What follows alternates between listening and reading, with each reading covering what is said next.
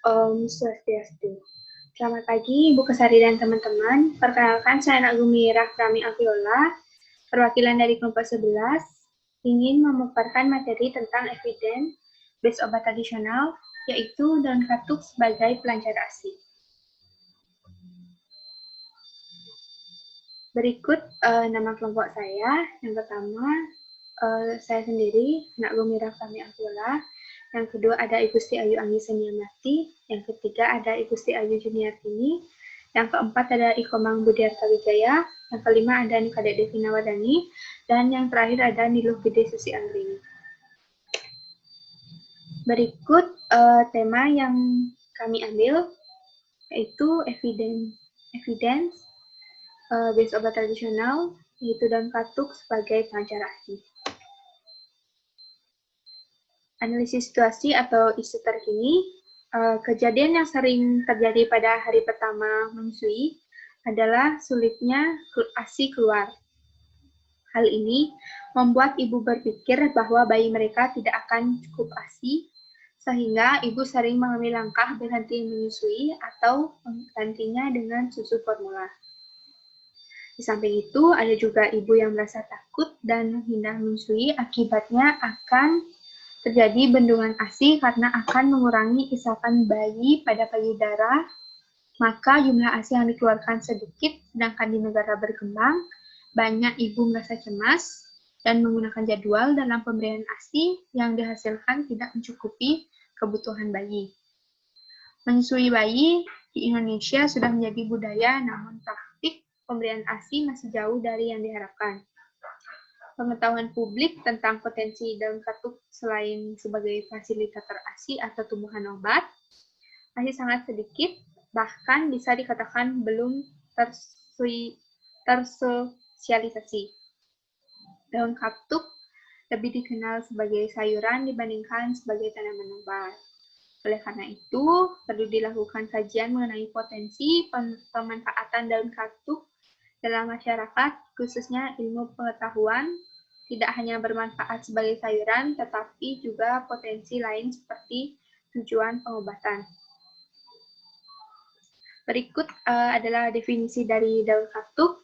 Daun katuk atau Sauropus androgynus merupakan tanaman perdu dengan tinggi yang bisa mencapai 2-5 meter, batangnya berkayu bulat, tegak, daun mudanya berwarna hijau, daunnya termasuk majemuk berbentuk bulat telur, ujungnya runcing.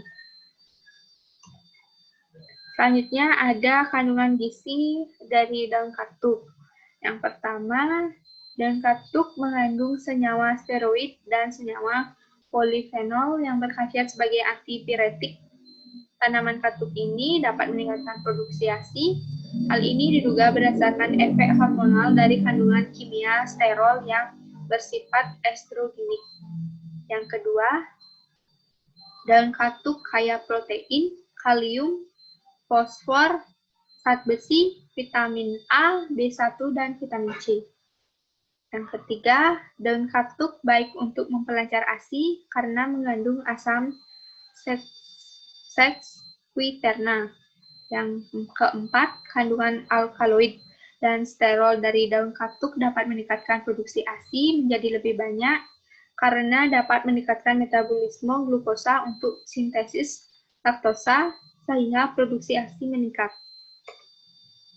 Selanjutnya ada manfaat dari daun katuk. Yang pertama, manfaat daun katuk ialah sebagai pelancar ASI atau air susu ibu. Kandungan alkaloid dan sterol dari daun katuk dapat meningkatkan produksi ASI menjadi lebih banyak atau yang dikenal dengan ASI booster.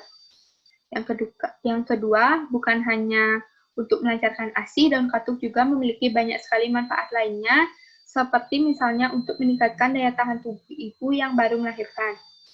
Yang ketiga, selain itu, salah satu manfaat daun katuk adalah dapat meminimalisir risiko gangguan penglihatan bagi ibu dan bayi, karena daun katuk kaya akan vitamin A.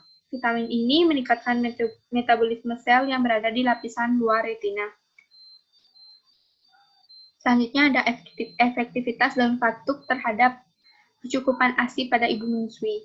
Berdasarkan hasil penelitian menunjukkan pemberian daun katuk terbukti efektif terhadap kecukupan ASI. Hal ini dikarenakan daun katuk merupakan salah satu tanaman yang dapat merangsang keluarnya ASI. Berdasarkan jurnal penelitian yang dipublikasikan oleh media Litbang Kesehatan, pemberian ekstra daun katuk pada kelompok ibu melahirkan dan menyusui bayinya dapat meningkatkan produksi sebanyak 66,7 ml atau 50,7% lebih banyak dibandingkan dengan kelompok ibu melahirkan dan menyusui yang tidak diberi ekstra daun katuk. Cara pengolahan daun katuk untuk memelancar ASI, yang pertama ada mengolah daun katuk sebagai sayur bening.